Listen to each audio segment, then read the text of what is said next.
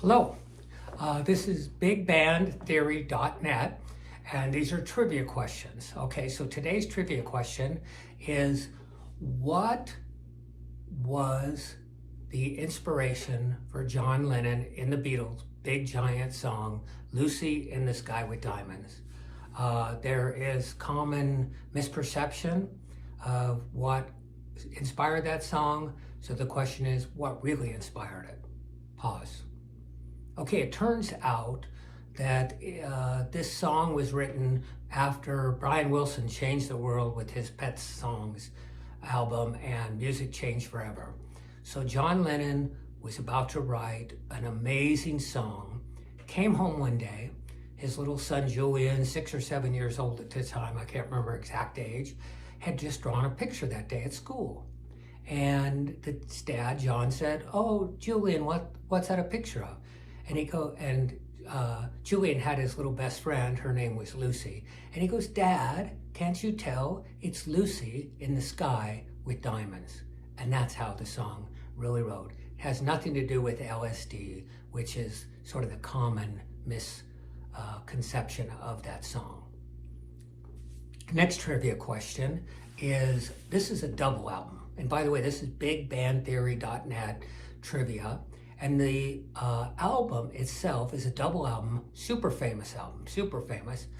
And this is the only album I could find that didn't have a name. So the album, you look at it, it's got no name on it of the album, and never did. And I want you to see if you can guess which double album this is that actually has no name. Pause. Okay, it's the famous White Album, double album. Get the album, look on the front, back, a little thing in the middle at the front says The Beatles, and that's it. Never had a name. We just named it the White Album. Okay, trivia question. There are 3 albums I could find that actually have numbers. So not written out like TWO, but really numerically written out, that is the title of the album. So there's more than 3, but 3 that I really love. And so I want you to see if you can guess 1, 2, or all 3 of the albums that I picked out. And if you picked out different ones, you're correct too. It's just these are my 3.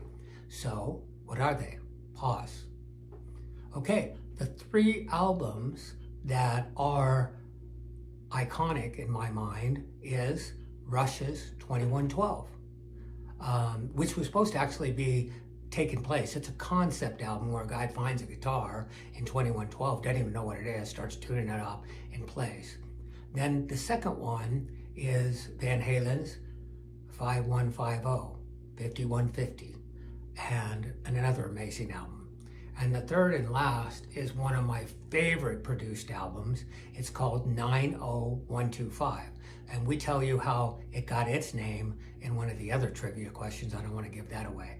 But that and Big Generator with the guitarist Rabin's was just spectacular. So if you've ever checked out 90125 in its entirety, it's amazing. It has a big hit, Owner of Lonely Heart, but so much more to offer.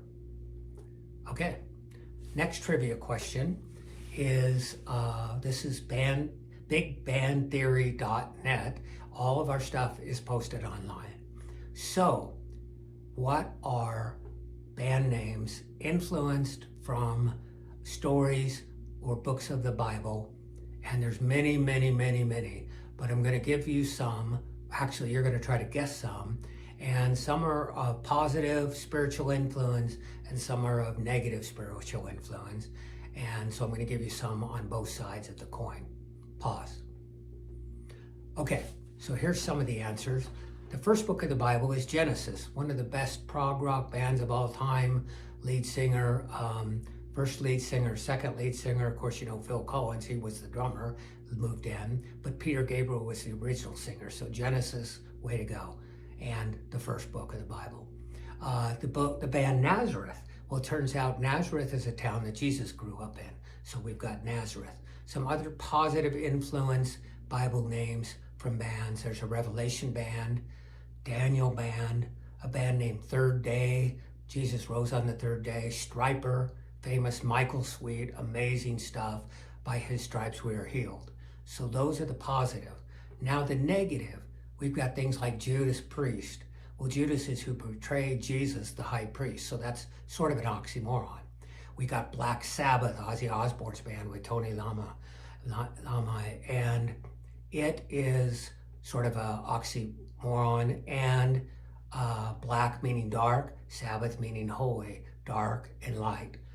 You've got other bands like Lamb of God, which Jesus is the Lamb of God, but I don't think that's what they're talking about. We have a band named Testament, and those are the ones that come to mind. Again, many more, but those are some of them. Next trivia question. Okay, these are what I call the late bloomer, late to the game classic rock bands. So I can think of two really, really good ones that really weren't part of the classic rock era. One right as classic rock was fading out into grunge, and one that's going on today that's amazing. So one or two of the late bloomer classic rock bands. Pause. Okay, one of them, Guns N' Roses. Great classic rock, but really from 1987 to 1995, they were big. This is the era that kind of music was not played. Guitar leads had long since disappeared when grunge came out. So way to go, Guns N' Roses. We have some other great trivia questions on Guns N' Roses. Who started it? Who finished it? Why? The next one, as of late, is Greta Van Fleet. They're from Michigan. Three of them are brothers. Two of them are twins. Oh my gosh. A lot of people accuse them of sounding like Led Zeppelin. Accuse, right? If you sound like Led Zeppelin, good for you. And they're breathing new energy into classic rock. So way to go, guys.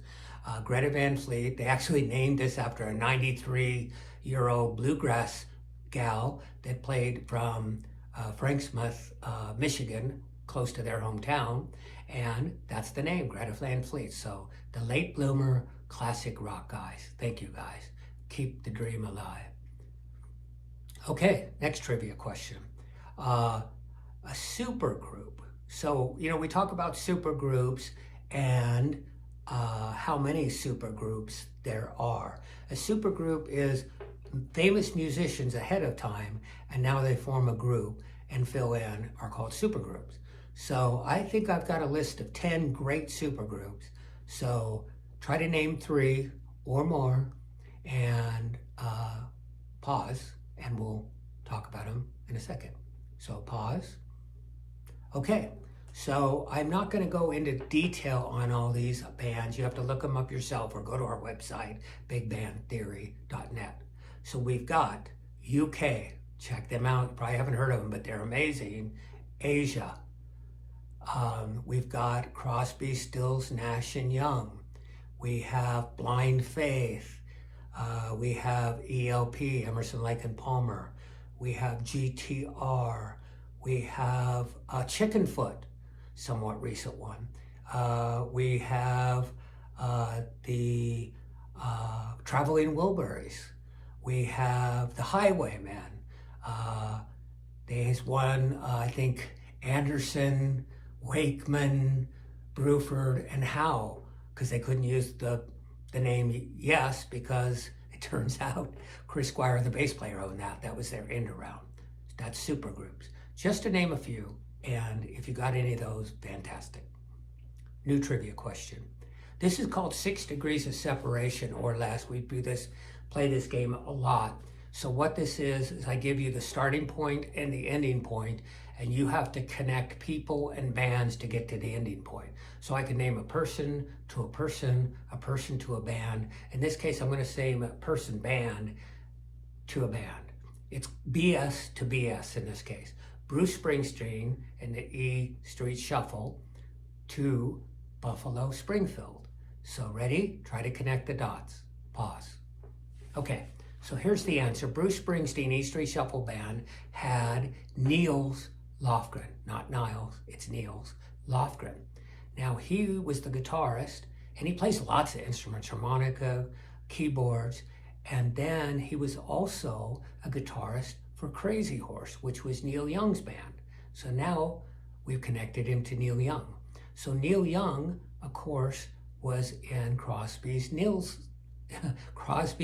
Nash and Young, another supergroup. And then Stephen Stills was in a band called Buffalo Springfield. That connects us. Now you could have short-circuited because Neil Young was also in Buffalo Springfield. But either way, you have to just get there in 6 connections. So in this case, you could have got there in as little as 3 or 4. Okay? Next question. Foreigner 4, the album Foreigner 4. This is when synthesizers were getting to be a big deal. And just to let you know, synthesizers were not like you think of today. You hit a button and you get a sound. So synthesizers were a big deal. Some of them were monophonic, one note at a time. You had to dial in the type of wave, sawtooth, square tooth, sine wave, the filters, the attack time, decay time, release time, sustain time. You created your own sound. It wasn't a button you push. It's analog. That's a big thing today. Moog and a lot of other, by the way, it's Moog, not Moog. Moog and a lot of other companies are making equipment for the fun times of when you created those. Well, they hired this new kid on the block, and what was the kid's name that they hired to do the synthesizer work in Foreigner 4? Pause.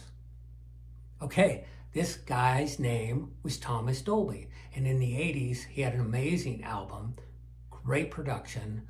One of the big songs, Blinded Me with Science, that was Thomas Dolby, great synthesizer programmer. Okay, next trivia question, bigbandtheory.net, is we are going to ask a question. You've heard Cheap Trick's version, not version, it's their song, I Want You to Want Me. Okay, so you have to vote. Which is better, the studio version or the live version? That's it. A, studio version, B, live version. Pause. Okay.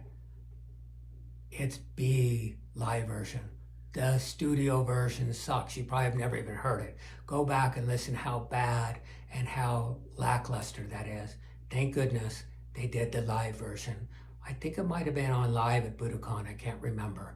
But that song is amazing thanks to the live version. Stop. Okay, so new question, bigbandtheory.net. This question has to do with a song that Thin Lizzy did. And it is on, I think, the Live and Dangerous song. It's a live version. It is an amazing song that is a cover song. And it's called Rosalie, and it rocks.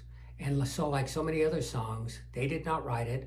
So the question is, who wrote that and recorded it the first time? And by the way, I think it's a little bit lackluster the first time, but Thin Lizzy, way to go. This song rocks. Who was the one that actually wrote it and recorded it the first time? Pause. Okay, Bob Seger. As you might know, Bob Seger and the Silver Bullet Band.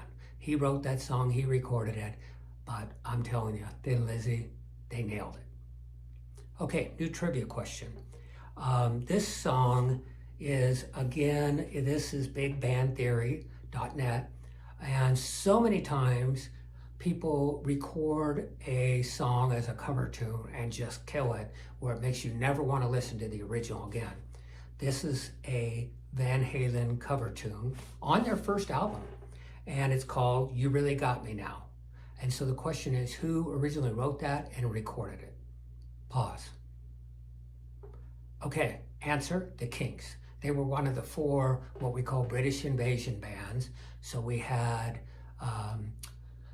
Led Zeppelin, The Who, Kinks, Rolling Stones, and the Beatles. And by the way, it wasn't Led Zeppelin, those other 4.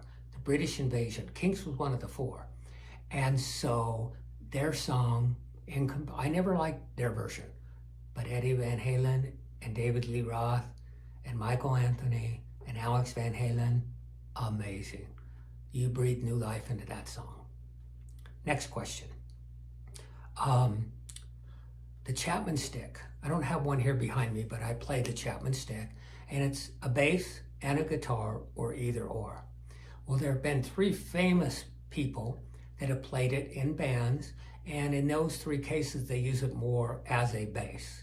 And I would like you to try to name 1, 2, or all 3 of the famous Chapman stick players that play the Chapman stick as bass in that band. Pause. Okay, question, or the answer, is Tony Levin. He was in King Crimson, played it there. He does a lot of stuff with Peter Gabriel, plays it there. Tony Levin, he's one of the fathers of really putting the Chapman stick out there. Dream Theater, okay? John Mayung, he plays the Chapman stick on a lot of stuff for Dream Theater.